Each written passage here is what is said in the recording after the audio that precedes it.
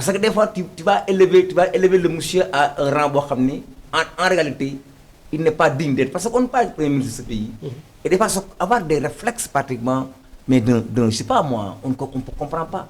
mais ku la neex nga saaga lu la neex nga wax mais non ça c'est pas possible. mais bu ñu wootee tamit député yi war a dem ci question d'actualité tey ñenn ñi dañuy toog di ko ŋàññi xëy na ci plateau yi mais bu desee lu dul dem jàkkaarloog ñoom moom duñ leen gis tamit. monsieur Mbengue loolu dañ koy jàppee ne dañoo ragal a janoo ki nga xam ne. xam nga déjà du député yi. c'est premier élément li ëpp ñuy wax ci plateau yi sont les chroniqueurs et autres. et c'est-à-dire que les Sénégalais. xam nga personne kenn toogul sa kër Sonko toogul këram ñu ne ko kaa jiite ñu par force. de même que le président Diomaye. c'est eux qui ont démarché les Sénégalais pour être devant. Quand on est devant, il faut être ouvert apparemment à la critique. mënoo tijji jiite nit ñi nga ne kenn du la wax dara kooku kenn amul xam-xam fii ci Sénégal. c'est clair que mu leer. mais le problème mooy des fois c'est-à-dire que du affaire bi du wax parce que wax ak wax mën nañu wax. Ousmane Sonko mën na wax ñëpp normalement. mais je dis c'est que la manière. le ton. c'est-à-dire que l'Assemblée c'est un lieu solennel. c'est-à-dire que bu ñu fa nekkee c'est-à-dire il faut que les choses soient sérieuses. mais des fois da ngay ñëw toog yow booy wax ki wax ak benn nit naan ko yow dañu waroon heure bi bu la fekkoon police. mais ça bon c'est-à-dire que il ne comprend même pas ce qu'il utilise comme terme. parce que kan moo war a yóbbu nit police à part la justice. lui il est l'exécutif. mais ça c'est des problèmes yooyu moo tax gis nga nit. wax dañ koy jàng. soo ko mënul nag waroo nekk ci kanam di wax da nga war a toog.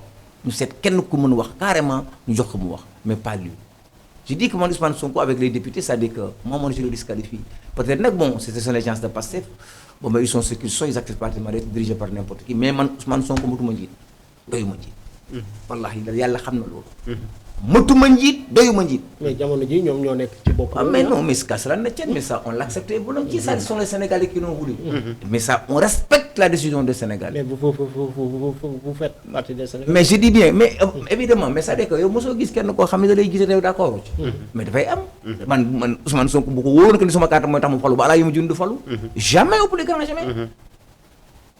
jamais mais lan nga teg fan nga teg. mais je veux dire parce que mais je veux dire ñu dañuy jàng di xool nit. ak liñ fi diggee yëpp. dama ñu ne dañuy jàng waaw mais liñ fi diggee léegi wax ma ci léegi lan la ci war def dañuy jëndi caisse noire di dañ na ok dañuy recenser dépenses yi dañ na dañuy recenser agence yi dañ na dañuy def appel à candidature def nañ ko ins mënoon naa fi toog di la wax fukk ak junni yoon di am na étudiants yi léegi nii étudiants yi bi ngeen di wax boo leen ñii moo doon wax naa étudiants yi dañuy casse bourse problème élémentaire la bourse kenn waru fi dóoree étudiant moom wax ma la dugg na dóor na rey na seen gouvernement am dóor nañu rey nañ donc mais ça gis nga sa waay promesse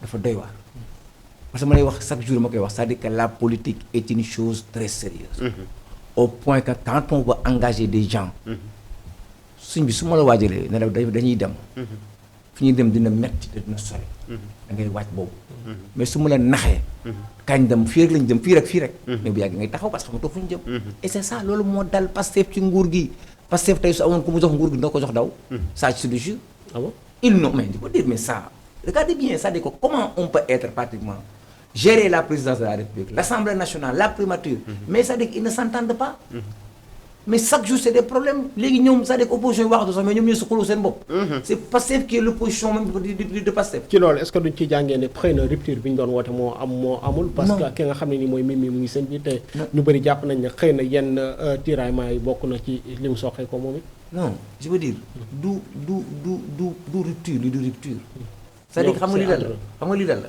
c'est-à-dire que ça c'est de l'inélégance et de l'ignorance ma wax la ko ñaari mbir xam nga lu ñuy wax ignorance ak inélégance loolu la ñuy boole dañu xamul te dañu xamul lu rafet c'est pas parce que Ousmane Sonko il a aidé oui ça il faut le dire il faut le reconnaître il a participé à l'élection de Diomaye mais fii du affaire bi da ngay ñëw toog ba chaque ñu toog dugub ba wax suñu wax def suñu deal après su ma ñu baara yóbboo après ma ñëw toog mais non c'est-à-dire qu'il pense qu'un pays fonctionne comme ça mooy li ma la wax mooy que ni ku une personne de politique dina xalaat mën na ci àdduna lu tëndam réew nga foog ne da ngay war a pousse waa gi dee ñu def 6 mois pousse ne la nga ñëw toog quoi doxal attends mooy li ma la wax je dis bien quand on est joueur c'est-à-dire que quand on joue c'est-à-dire que ce sont des gens qui sont venus ils ont appuyé sur le ventre mou du système de pouvoir les tomber là-dessus et maintenant ils ne savent pas quoi faire xam nga ñu ciy def actuellement ils sont en train de tourner en rond et il va encore tourner jusqu'en 2029 le Sénégal accès guñu fu mu mën a metti dëggantaan non ça je vous dis bien il faudrait pas que l'on soit kalimani il faudrait que l'on se prépare à des choses extrêmement compliquées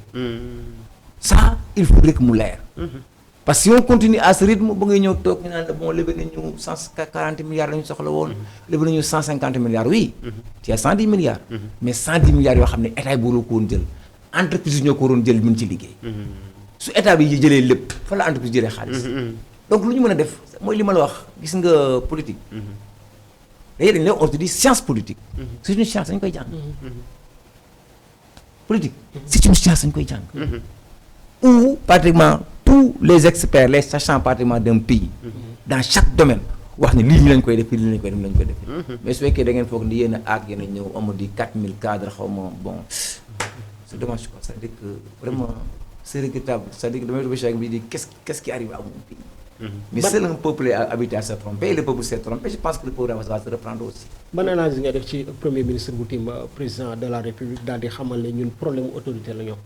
mooy li ma la wax c'est-à-dire que xam nga premier ministre c'est-à-dire que du point de vue politique moom fusible président la en réalité boo xoolee constitution Sénégal premier ministre il est epsilon c'est-à-dire que moom tekkiwul dara par rapport ak président. le président est superbement puissant. loolu mu def mooy li ma la wax yiwul rafetul kenn du ko wax kenn du ko wax nit yow sa doom sax boo jur doo taxaw ci penc mi nag amul autorité. doo sa doom doo dafa ñàkk fay. c'est inélégant et ça traduit pratiquement le niveau d'ignorance et de carence dans la gestion étatique des choses yoo xam ne kenn du ko wax ci àdduna même si ça s'avérait vrai su nekkoon dëgg sax doo ko wax et monsieur le président Diomaye boo ko xoolee moi je dis que si je le compare à Ousmane Sonko il y a même pas photo. Il y a même pas photo. Il est plus structuré, plus raffiné, plus réservé, plus équilibré que le premier ministre. Il n'y a même pas photo. Plus informé aussi. Mais non, mais évidemment, il va de soi parce qu'il gère tout maintenant, il gère le renseignement. Donc, am na yoo xam ne nii boo koy wax da ngay wax ne ñi nga xam ne ñu xel. dafa ñëw on n'est pas dans la politique, nous ne sommes pas des. Au moins depuis 1988, on est sur la scène politique, nous comprenons, on a fait énormément de choses et nous savons exactement là où va le monde. Voilà. C'est important Adama. suba la premier ministre wala dem fële ca assemblée nationale mu mel ni mu ngi war a jàkkaarloo ak ña nga xam ne ni ñooy député waaye jamono ji bii nii li ci bees rek mooy ña nga xam ne boycotté woon nañu bii paa moom dañuy teew daal di fas yéene jàkkaarloo Ousmane. waaw Saliou bii ba moom mën nañoo jàpp ni suba ak jàmm dana neex dana jax pourquoi rek mooy point actu daat na ciy ñëw fësal ko di xamle rek ne mais nag moom damaa xeeb question yi nga xam ne def na ko peut-être daf ko résumer ndax daf na daal li koy xaar ci ay question moom njiital Pastef loolu économie ci la bopp wàllu koom gi li nga xam ne mooy tamit front social ca la bokk loolu tam dëgg la waaye homosexualité it dana ca bokk yooyu tamit ay question la waaye tamit ma yokkal ko ci ne itam étudiants yi ñoom tamit mbir moom mënu caa ñàkk bokk ñi nga xam ne ñooy baykat yi tamit gis nga ne question d'actualité seen gerte gi ren ni mu baree te am gis kuñ ko jaay tamit problème yooyu yëpp te am na diggee sax moom kàddu yu mu ca yëkkati woon yooyu xanaa dis na ko ca laaj léegi kay la ñu bëgg rek mooy bu subaa jàmm ak salaam rek question yii yëpp daal monsieur Mbengue furule na ko sànq maanaam rek na doon question